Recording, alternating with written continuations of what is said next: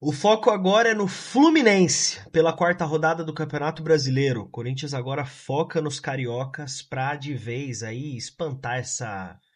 Eu não vou falar pressão, porque eu não tô me sentindo pressionado. Vocês estão se sentindo pressionados? Então não é pressão. É essa falsa pressão que estão tentando implantar no Corinthians, né? Parece que quando perde nada presta, é fora todo mundo, não é bem por aí. Quero falar também uma questão com vocês sobre a saída de bola do Memphis Depay ali na Arena Barueri, que tá dando o que falar, e o Romero e o Emiliano falaram sobre isso, tá? Quero falar sobre isso, algumas questões ali do derby também, mas focado lá pra frente agora, chega de falar de passado e números preocupantes do Corinthians em finalizações sofridas para a gente bater um papo aqui no Só Entre Nós desta segunda-feira.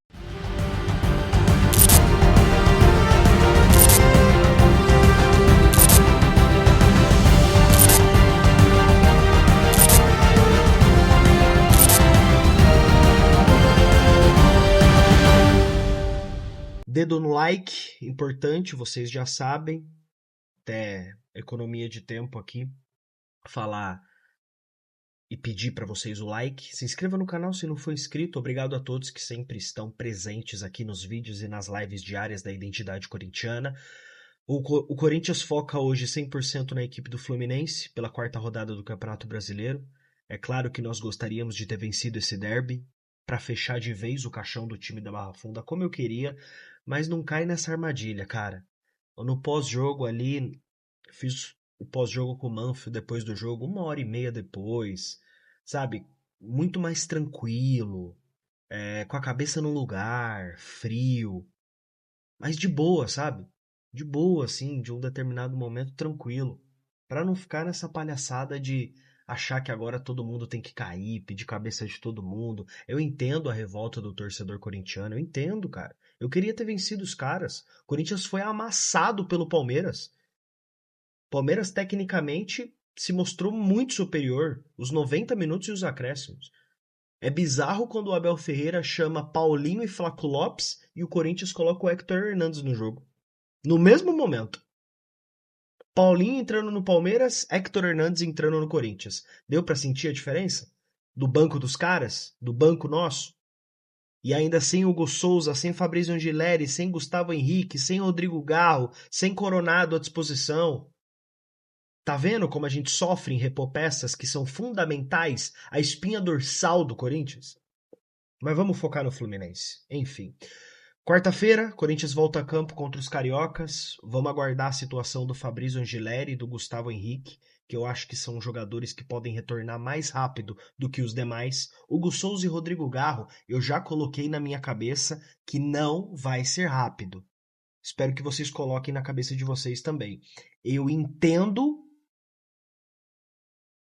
quem questiona o Matheus Donelli. Eu entendo, mas o Matheus Donelli não é titular do Corinthians. O titular do Corinthians é o Hugo Souza. Não comparem o Donelli com o Hugo. É claro que o Hugo é melhor, é claro que o Hugo é mais preparado, é claro que o Hugo é mais completo, é claro que o Hugo chegaria na bola e o Donelli provavelmente não, como nos 2 gols do Palmeiras. Parem de ficar colocando essa parada de mas o Donelli não sei o que, não sei o que. Talvez o Donelli não esteja pronto. E tá tudo bem. Corinthians tem outro goleiro? Vai colocar o Felipe Longo? Eu vejo um monte de gente pedindo o Felipe Longo no gol. O Felipe Longo não tem um jogo no profissional. Aí você vai queimar o menino. Que se for mal, os mesmos que estão acabando com a carreira do Matheus Donelli. O que vocês vão fazer com o Felipe Longo? Enfim. Daqui a pouco vai vir aqui nos comentários. Para de passar pano pro Matheus Donelli, né? Chega de passar pano pro Donelli. Então eu vou parar de falar pra gente focar em outras coisas aqui, como por exemplo a saída de bola do Memphis Depay. Isso deu o que falar, né? E o Romero e o Emiliano falaram disso depois do jogo e eu quero falar disso com vocês. O Emiliano falou: o jogador toma decisões, mas isso não foi treinado. Tomaram essa decisão e saiu errado, mas eu acho que não influenciou em nada. Palavras do Emiliano. O Romero falou, não é normal, mas a gente tinha falado isso de levar o time mais pra frente, já querendo jogar no campo do adversário. Como eu falei, não é comum. Não sei se vai acontecer várias vezes, mas dessa vez a gente tentou fazer isso, puxando pro elenco. O Emiliano deixou bem claro que isso não foi uma orientação técnica, uma orientação tática do balão que o Memphis dá na saída de bola, que foi bizarro. É louco porque a estratégia eu até entendo. Você leva o Palmeiras lá pra trás pra você chegar na marcação pressão, tentar roubar essa bola e fazer o gol. A estratégia é maravilhosa. Mas o Memphis jogou a bola pra lateral. Eu, que não entendo nada de bola, o que que eu, no mínimo, imagino? Essa bola tem que ser um balão pra ela cair. Ou até o Manf comentou isso ontem aqui no pós-jogo, a gente resenhando sobre esse lance. Isso tem que ser um balão pra ela cair, demorar, e o time do Corinthians já tá ali. Você chuta a bola pra lateral, o Palmeiras cobra a lateral, o Corinthians tá todo ainda na defesa. Qual o sentido da saída de bola sem essa estratégia? Não vejo sentido. Quero demais saber o posicionamento de vocês em relação a esse lance aqui no chat. Por favor, comentem aqui no chat, por favor, rapaziada. Agora, se por um lado a comissão técnica não tem culpa nisso, porque não foi uma orientação, vamos falar agora sobre finalizações sofridas do Corinthians em 2025. Esses dados são do SofaScore, mas tem um adendo aqui. Ontem, depois do jogo, na verdade, nós mostramos esses números para vocês e o Manfio levantou uma questão que a gente tem que tomar muito cuidado e isso é um fato. Quantos jogos cada equipe jogou no ano e quantos jogos o Corinthians jogou? O SofaScore traz que o Corinthians sofreu 340 finalizações no gol em 2025. É o time da Série A que mais sofreu finalizações, em segundo vem o Botafogo com 226. É muita diferença, né? Muita diferença. De 340 para 226, que é o segundo Botafogo. Óbvio que o Botafogo jogou menos jogos, óbvio que o Botafogo não chegou nas finais, óbvio que o Botafogo não disputou pré-Libertadores, óbvio que o Corinthians jogou mais jogos. Isso é um ponto.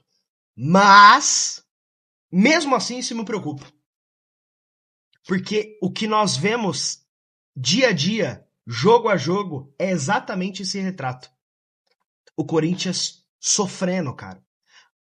O Matheus Donelli poderia ter feito melhor? Poderia. Concordo demais que o Matheus Donelli poderia ter feito melhor. Falta envergadura pro moleque. Claro. Mas por que deixam toda hora essa bola chegar no gol? Vamos colocar o Hugo no gol do Corinthians. Olha o tanto de defesa que o Hugo faz por jogo. O Hugo, quando ele chega no Corinthians, em poucos jogos, ele já é o goleiro com mais defesas no país o ano passado, na reta final. O Corinthians precisa urgentemente melhorar o seu sistema defensivo. Mas pra ontem, assim, ó. Mas pra ontem. Eu tenho a minha ponderação com o senhor Félix Torres. Vocês sabem muito bem qual é. Mas se você tira uma peça, você coloca outra, você tira outra e coloca outra e só continua a piorar, aí, meu parceiro, não é mais questão individual, não. Você pode ter jogador horrível que não consiga fazer o que é mandado. Mas, quando a parada começa a passar para um, para outro, para outro, para outro, e o sistema defensivo fica horroroso diariamente no seu cotidiano, aí é questão tática. E aí nós temos um culpado. Aí nós temos. Certo? Enfim. Ainda pós-derby aí, né? Todo mundo à flor da pele, mas vou falar uma coisa aqui pra vocês, até pra gente finalizar o vídeo. Pra mim, a derrota pro Palmeiras foi o estopim, foi o limite da ressaca. O Corinthians, até o jogo contra o Palmeiras, ainda tinha aquele gostinho de ressaca, de o time vai entrar talvez com um pé mais leve, mais tranquilo, mas foi até esse jogo. Nós perdemos para eles. A partir de agora, não tem mais desculpas. Esse foi o limite da ressaca. Porque nós perdemos pro exato time que criou essa ressaca, que foi na final contra eles. A partir de agora, contra o Fluminense, contra a equipe do Sport, contra o Racing, contra o Flamengo, ou é outra postura, ou a cobrança ela vai voltar, mas ela vai voltar com força. O que eu acho muito triste, porque o time não merece isso, cara. O Corinthians deveria levar esse título paulista como um trampolim para a temporada. Então acordem, pelo amor de Deus. Tamo junto e vai Corinthians.